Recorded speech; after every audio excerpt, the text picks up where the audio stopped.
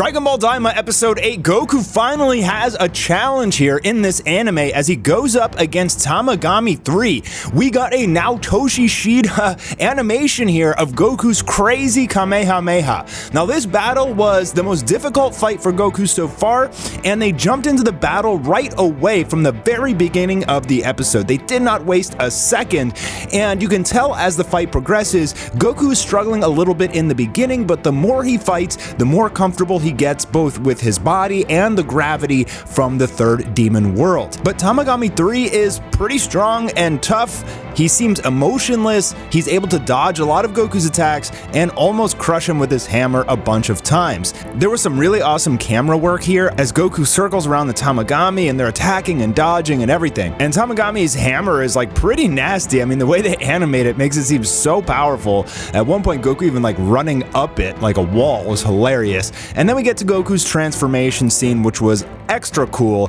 And once he goes Super Saiyan, the fight's pretty much over. He's able to dodge everything and destroy Tamagami's hammer with ease, but he just posts up and stares at Goku while his weapon just got destroyed like he doesn't even care. I kind of like the character, to be honest. They have an energy beam fight, and then Goku goes up into the air and prepares his Kamehameha. We got some really nice storyboarding and pacing, like building up into this attack. This was like a solid 6 minutes of pure action, which was pretty cool. And you can tell they gave it a lot of love and care. The sequences are amazing. I mean, the camera work is ridiculous, and the shots of Goku are super cool. They just pulled this off perfectly. I mean, yes, there's not that strong of a character, but they were still able to give us like an exciting fight. Like this was the first actually exciting fight that we've gotten in Dragon Ball Daima where there was some elements of stakes and the possibility of losing. And I don't think it disappointed. I mean, we got 6 minutes of pure combat that didn't slow down, and I think they just completely executed perfectly on the fight. I would have rated the fight a 10 out of 10. Don't think you can really make it any longer or any different. They gave us pretty much what we wanted, and I think it's really interesting that Goku can just clap on Super Saiyan 2 whenever he wants now. The only issue is now that with Tamagami 1 defeated, the other two are going to be a joke to Goku, you would think. But maybe this guy is the weakest of the three, and we'll have to see, you know, as we get into those fights. But if this is any sort of representation of like what the big fights in Daima are going to be like, they're going to have all this love and care and be long and high speed with great storyboarding and camera angles, I'm extremely pumped for that. There was no CGI, and they just added really solid like shading, and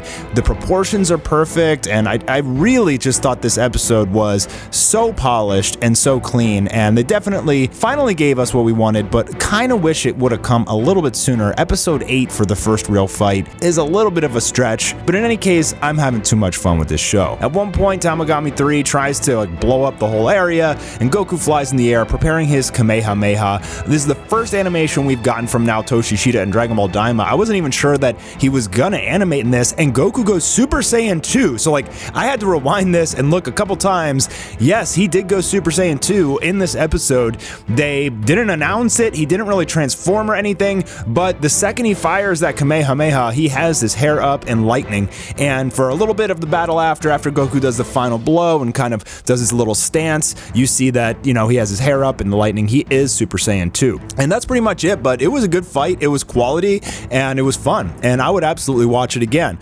But before Goku is able to get the Dragon Ball, he has to play this hide the ball in the cup game, and he's able to easily and quickly figure it out, and he gets his Dragon Ball. Now that Goku has gotten the Demon Dragon Ball, he's the very first person to ever defeat a Tamagami, so word is gonna spread like wildfire. First of all of these, you know, serfs, whatever you want to call them, these kind of weak demon people that are getting taken advantage of by the King's Guard, they're all cheering on Goku. They're so happy to see that someone is strong enough to stand up for what's right and to actually win one of these Dragon Balls. But this is unfortunately going to have massive repercussions because the King's Guard, the Royal Army, whatever they're called, the Gendamire, they're going to be chasing after Goku and company constantly, and Goku may get this Dragon Ball stolen. If everybody in the demon world knows that Goku has it, he's gonna have to protect that thing with his life, because everybody and their mom is gonna be coming trying to take it, since none of them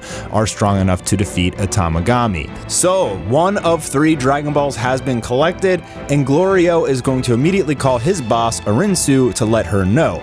So now we're gonna go over to Arinsu and figure out what her motives are. Turns out that she not only wants to be the new Demon King, but she is summoning a new Majin Buu. So with the first Dragon Ball collected, now Goku and company are gonna go to Warp Sama to go to the second Demon World. So it took us 8 episodes to clear Demon World 3. I guess it'll be 8 per Demon World. That would make sense with 24 episodes. We go over to Degasu and King Goma, and they're watching the replay of the Majin Buu fight, and that's when they notice Arinsu, and it turns out that she captured a fragment of Majin Buu, like a cell or a little blob of him, and she put him in this little container and took it back to the demon world.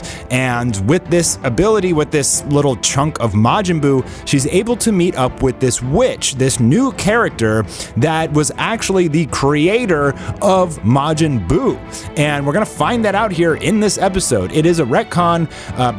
Earlier, it was Bobby D made him and then conjured him. Now it's this woman, I believe her name is Madra. And the opening scenes with her, she's playing with this kind of like magical soup, this blue looking liquid, and we get told that creating a Majin like this failed last time. The last Majin she created was so weak it couldn't even beat Arinsu, whereas the real Majin Buu went on a rampage in the demon world and everybody was terrified of him. They spent a little bit of time here basically retconning the creation of Majin Buu after introducing this new character. This is not the first retcon in Dragon Ball Daima. I mean, for God's sake, they said Namekians are demons, and even the Kai, the god of the world, is a demon. So it's not out of the ordinary or anything, but now we know the new creator of the Majin Buus, plural, because I believe that there is going to be more than one. And Arinsu's saying, I'm a genius scientist, but I can't make a Majin. She has to spit into this mysterious goo, and the Majin starts to begin being created. So we're gonna have a new Majin Buu or 2 here in the Dragon Ball Daima anime. And Arinsu also lets us know that she plans on using the Dragon Balls, that's why she's having Glorio tail Goku, to become the new Demon King. So she may, have some big fight or something in the future. I don't know who she's gonna fight, but... And then the final few scenes is Vegeta and Piccolo on their way to Demon World 2. They get let known that Goku already got the first Dragon Ball, and so we may get Vegeta and Piccolo finally fighting in episode 9 or 10. And that's pretty much it for the episode, but this was definitely the most exciting one we've had so far. The battle with the Tamagami was really good, but now that Goku can go Super Saiyan 2, I don't feel like the other 2 Tamagami are going to be much of a threat at all, and it seems like he should be able to get those 2 Dragon Balls pretty easily. I'm hoping to see some Vegeta action in the next episode, but let me know what you guys thought about this episode in the comments down below. Do you think that Daima is living up to the hype or not? Leave those comments, leave a like, and subscribe if you haven't already. I'm Mastar, and I'll see you on the next Dragon Ball video.